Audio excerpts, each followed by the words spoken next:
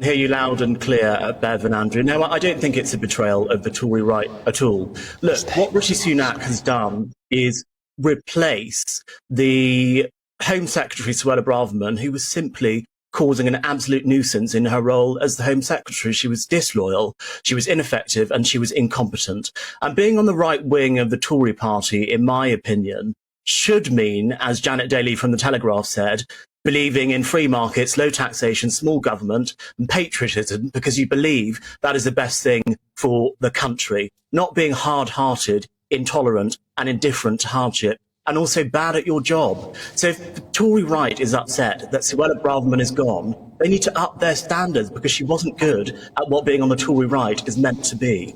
Well, let's bring Russell Quirk in here. Russell Quirk, I fundamentally disagree with what Albie said. What do you think? Because I think she genuinely showed real political muscle. She was brave, she spoke out, and she was speaking what I think a lot of ordinary people feel, particularly about the way the police operate. So look, she was absolutely speaking the truth. You know, we've seen in the weekend newspapers lots of frontline police officers talking about the fact that they were given operational diktat from above that they should treat the Palestinian protesters, for instance, with kid gloves, that they should be lenient with them.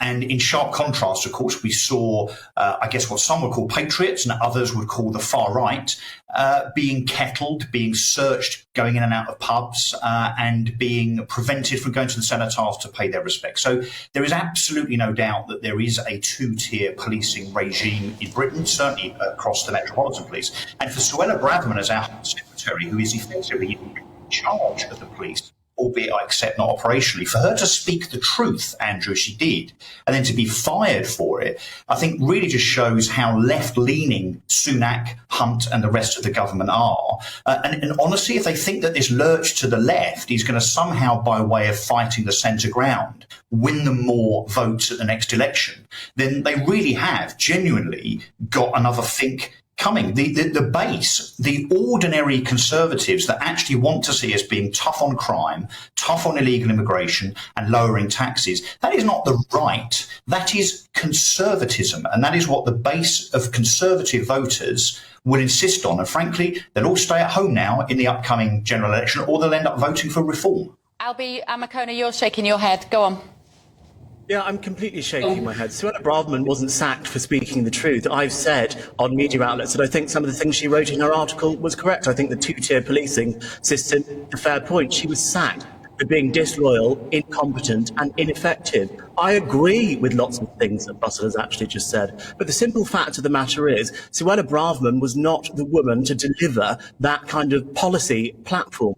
What has she actually done during her time in government? What is one thing that Russell can point to that is a delivery from Suella Braverman at her time as Attorney General or as Home Secretary? She's done absolutely nothing. Well, let's ask Russell.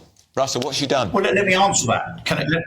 Well, let me answer that. Look, so Suella, I'm afraid, was between a rock and a hard place. Look, she's damned if she does, damned if she doesn't. She speaks her mind and shows that she was actually probably the only true Conservative in the cabinet, the only politician that we've seen in a long, long time with conviction, with an ideology that she expresses on a daily basis. The problem is, of course, because of collective responsibility, she's got a left-leaning Remainer cabinet that would have restricted her movements and what she could do significantly. And, of course, as we all know, the so-called blob, the civil service, that is just ridden with left-leaning civil servants that are trying to stop the government doing anything that they said they're going to do with regard to stopping this scourge, this invasion of illegal immigration from the Channel. She had absolutely no chance of completing what she wanted to do because she had no support, either from the civil service or from her cabinet. But Albie, don't you agree that we want to see conviction?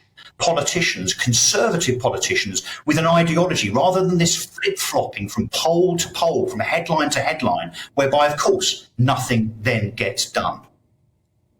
The only conviction that I have seen from Suella Braverman is a conviction for incompetence. You weren't able to answer my question when I asked you, what is a policy that Suella Braverman has delivered from all of her time in government? You blamed everyone else. A Conservative value is personal responsibility. Suella Braverman has taken no personal responsibility for her failings. She was one of the most powerful politicians in the country.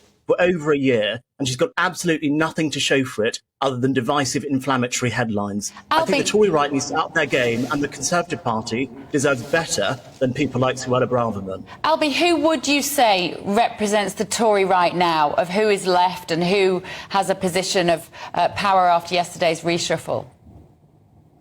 I think Kemi Badenoch is absolutely a rising star on the Tory right of the party. She's also shown herself to be someone that delivers. She delivered the CPTPP trade deal. She delivered the Inclusive Britain strategy. She's actually delivered on things during her time in government in multiple roles over multiple years. That's very different from Suella Braverman's record, of absolute failure in almost every department she's been in. Russell, can I ask you, just the restoration of David Cameron to government, does that confirm, in your view, the betrayal of the Tory right?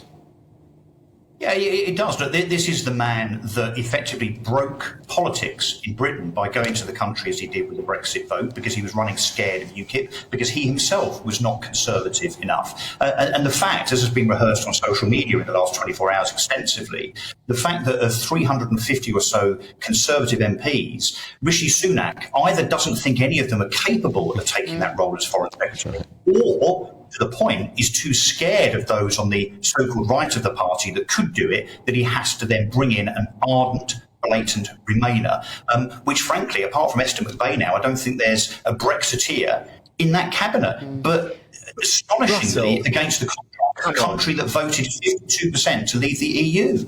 We're late for the news, gentlemen. We could carry this on all morning, but I'm afraid we've run out of time. Let's have this conversation again soon. Co-founder of Conservatives Against Racism, Albie Amankona, and political commentator Russell Quirk. And, of course, you can see Albie every Saturday evening on GB News at 6 o'clock. And just for the record, Rishi Sunak is a Brexiteer. He did campaign for it in 2016, what he says he did. And Albie's actually 5 o'clock, not 6, I've just remembered. Yeah. Right.